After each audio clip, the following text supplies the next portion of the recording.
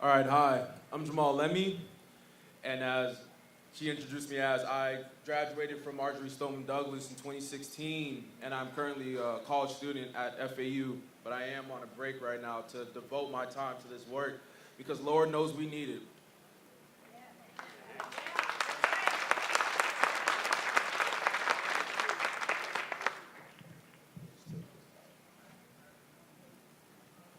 So this summer, March for Lives, we embarked on this journey called the Road to Change. And what this concept was that we were gonna all get on a bus and travel across the country for 60 days and see America for truly what it was or what it is.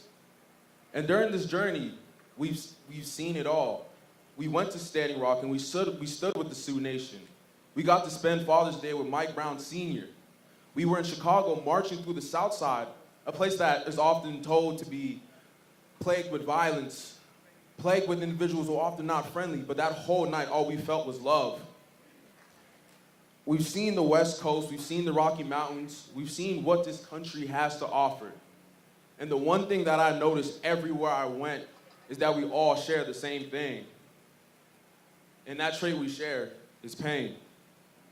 Everywhere I went, I could see that every time we spoke, people had to unravel, people had to unbox the pain that they're feeling.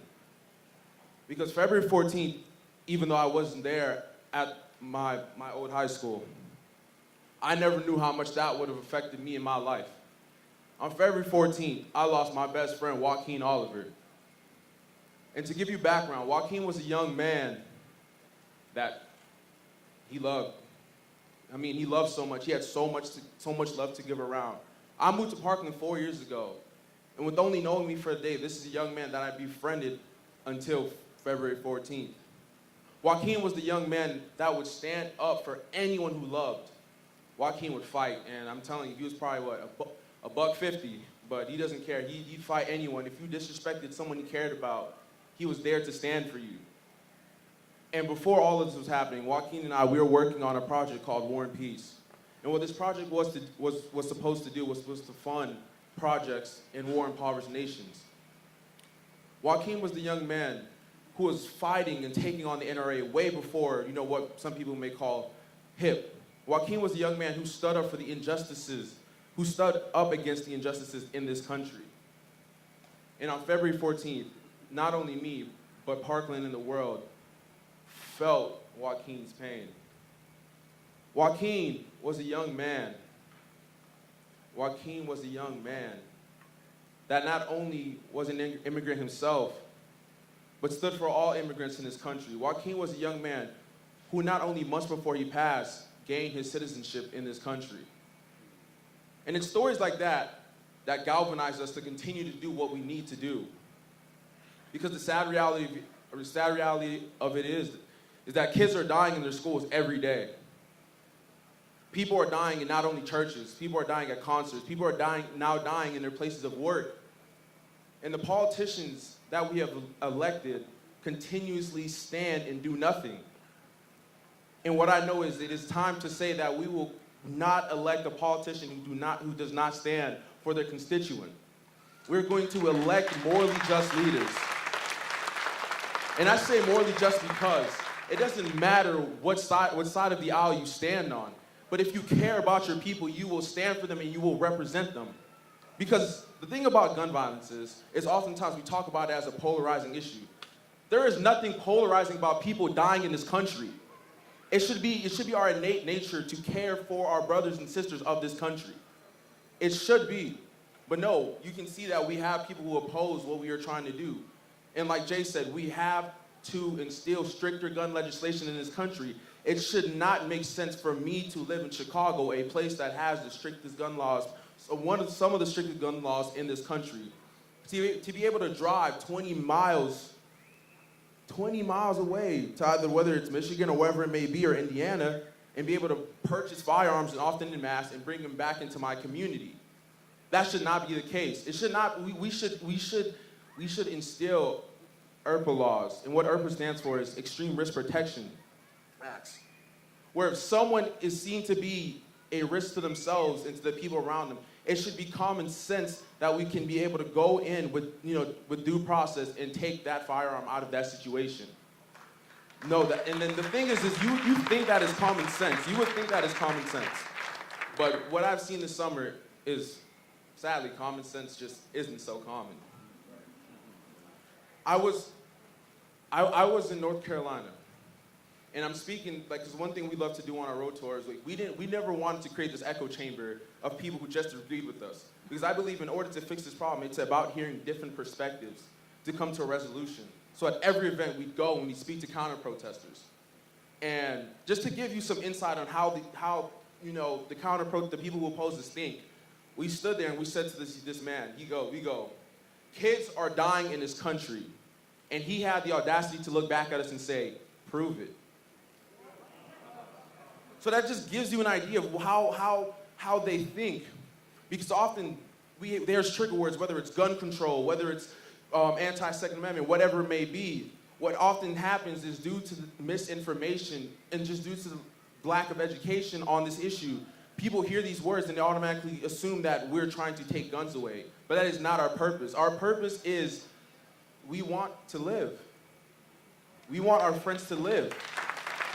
And it shouldn't, and maybe in their head that seems like that's just a small ask, but we want to live. I remember in high school, we'd have active shooter drills. And in that moment in time, I look to myself and I think, why am I doing this? Why is this important? Time and time again, I had to ask myself. That just tells you how just the idea of a school shooting just never crossed their minds. But thankfully enough, that out of all this tragedy, the movement March for Our Lives sprouted up. Because what my friends and what my peers did is they were tired of not having a seat at this table. They were tired of being told that they're too young or that they don't understand how the world works. But if I'm old enough to die, I think I'm old enough to give my opinion on this issue. I'm old enough to stand for this issue.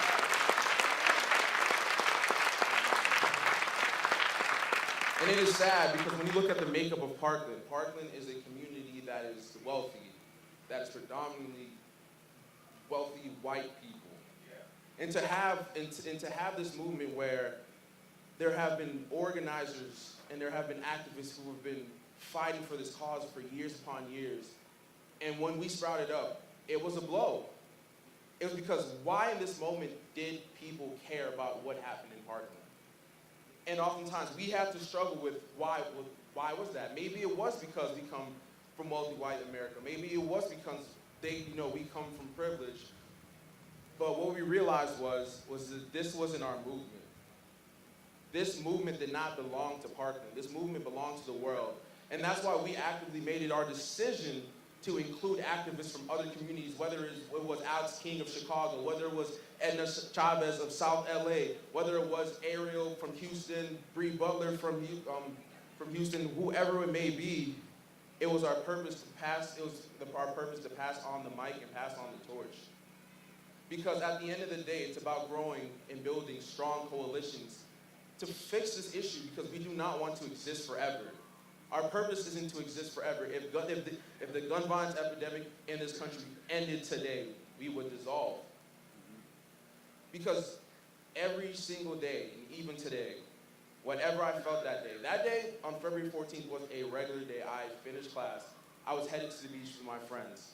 And to get a text about how my old high school, where I spent some of my best days, worst days, late practices, and to see not only bodies hitting the floor, not to see my friends screaming in pain, to see the people that I shared so many moments with go through that.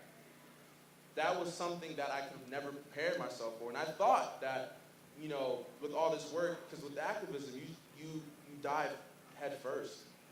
It consumes you. The energy of this tragedy propels you forward until you realize one day that you've given yourself to so many people and you've given yourself this cause. What is left for you? And that's something that we all have had to deal with. We've had to build these support systems for one another. And for me, it's realizing that this movement must go on, because it's not about me, It's not about my friends. It's about the kids who are still in high school today, who still face the chance of being shot in their classroom. It's about the churchgoers who still face the chance of being shot in their places of worship, whether it is a concert, whether it is a movie theater. Because one thing is America accounts for 80% of all gun violence in more developed countries. And if you can look at that statistic and tell me we don't have a gun problem, then I think it is you that has the problem. Because you're having a problem facing what the reality of America is. The reality of America is that there's this insane infatuation with these weapons, because that is what they are. They are weapons. They are tools. They are tools for killing, and that's what they do. Because whether it is hunting, or whatever you can use to justify it, that sole purpose of that is to kill. A gun is to kill. And I just leave here and I want you to know that we at March for Our Lives stand with everyone in this space today. Because our movement cannot thrive and exist without each and every single one of you. It was all of your sympathy that allowed us to gain what we have, to give us the momentum that we had. Because whether it was Em crying on live television or David calling out, his favorite politicians, it was the people of America that let us be what we became. And I stand here to say that this midterm election, we will have the highest youth voter turnout in the history of this country. And I know that will be the case for generations and generations to come, because in order to fix this issue, it's not about pointing fingers. I think it's about educating each one of us and holding each other accountable. Because it's not about whether I go to vote, it's whether about if I ask my friend to vote and make them ask their friend to vote. Because in order to elect morally just politicians, we need to create an educated voter force. We need to engage young people. We need to give young people the chance to be a part of this conversation. And like I said before, if you're old enough to die, you're old enough to speak on this issue. And thank you again for giving me the opportunity to speak today. Thank you.